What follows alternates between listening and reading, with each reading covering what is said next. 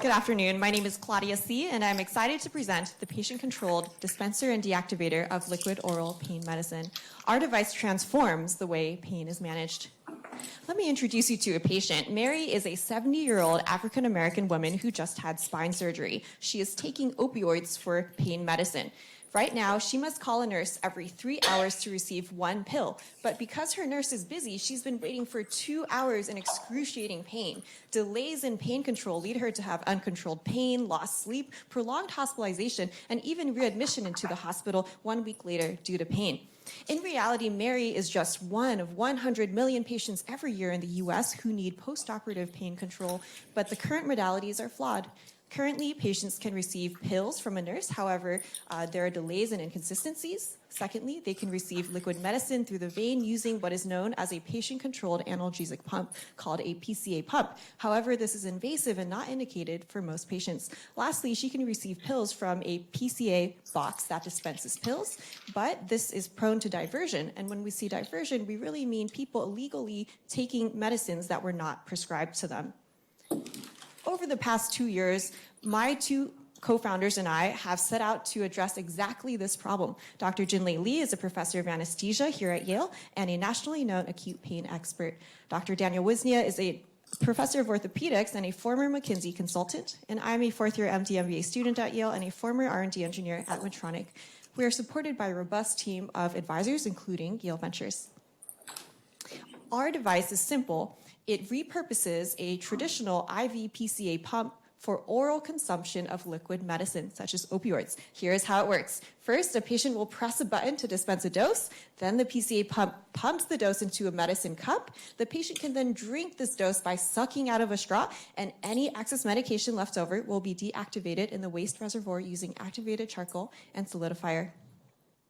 Our device revolutionizes pain management because it is personal, it unlocks with RFID fingerprint, it is safe, it eliminates the need to return unused medicine, it is customizable, allowing for smaller dosing at higher frequency, and lastly, it is trackable, providing real-time remote monitoring of opioid consumption. As we developed our device, I spoke with over 50 patients, nurses, pharmacists, and hospital administrators.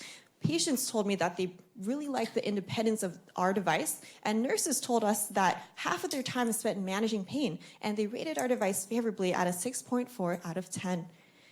Administrators at the Yale Hospital and the Connecticut Department of Mental Health have also endorsed our device and validate the impact it can have on our patients. Compared to nurse-dispensed pills, PCA pumps, and pill PCAs, our device is truly superior because it is the only one that provides safe, cost-effective delivery of liquid medicine. On the patient side, our device has a user-friendly app interface that shows exactly how much medicine you've taken and also titrates your next dose based on pain level. On the provider side, providers can see real-time opioid consumption data at any time, and they can also remotely adjust prescriptions. Of a total global pain management market worth $27 billion, we anticipate capturing $4.4 billion using liquid opioids and a reimbursement path of marketing to hospitals and reimbursing through insurance. And our beachhead market are patients undergoing major surgeries such as orthopedics and trauma. We estimate saving about $2,600 per device compared to pills, which translates to $1 million of savings with just 380 patients. By 2029, we project to earn $1.2 million by selling 15,000 units across the Northeast. And in terms of milestones, so far we have filed 2 provisional patents and built 3 prototypes. In August of last year, we won the largest innovation award here at the Yale Hospital of $1,050K. And then in October, our device was endorsed by the largest international anesthesia meeting.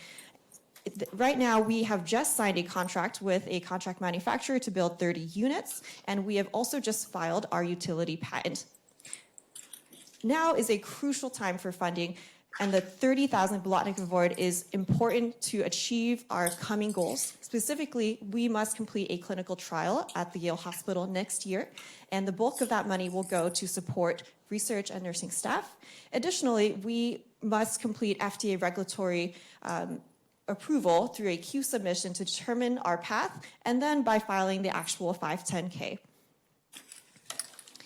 In conclusion, Our device transforms the way pain is managed and envisions a better healthcare system without pain, overdose, or drug trafficking. Thank you.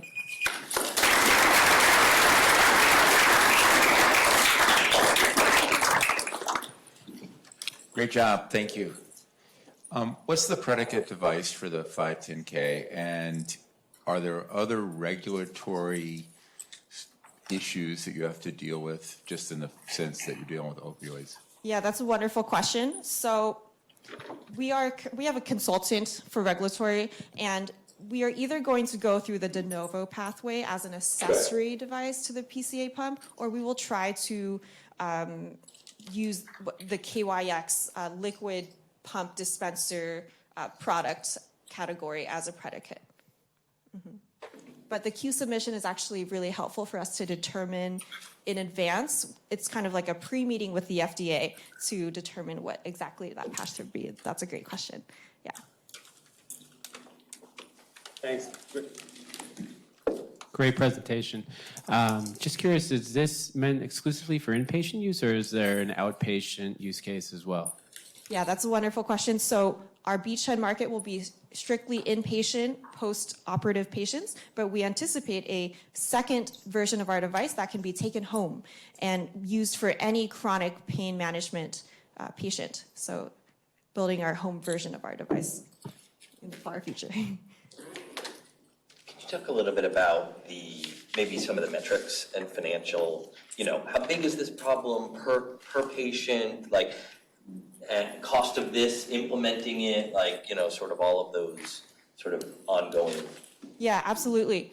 And so recently for one of my MBA classes, we took a look at the unit economics, and each of these actually has a study associated. So let me go on to this assumption slide.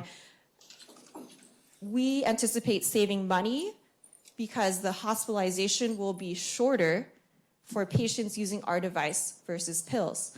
Also, readmission will have lower rates, there will be less complications, and patients will be more satisfied with their care, and they will have less pain. And so that's where our value proposition is in terms of saving costs. Following that, how do you think about starting with integrated networks as far as the payers and where you should initially roll this out? Yeah, that's a great question. I'm actually not too familiar with integrated networks. Do you mind? With the payer and a provider being one and the same. That is something we can definitely Kaiser, consider. like any sort of value-based care. Oh, that would be a great idea. So far we haven't been able to interview that many insurance companies because they want to see approval or something substantial before they're willing to have a real conversation with us, but we think that there's great opportunity. Well, we actually have an easy example. It's called on-cue pumps for the orthopedic surgery now. We do a nerve block, put in the catheters, send patient home. Actually, just with our CAT pumps, that's possible too, but with a disposable pump. So we actually have some CPT code billing systems over there that we can use if we talk to the insurance company. Thank you.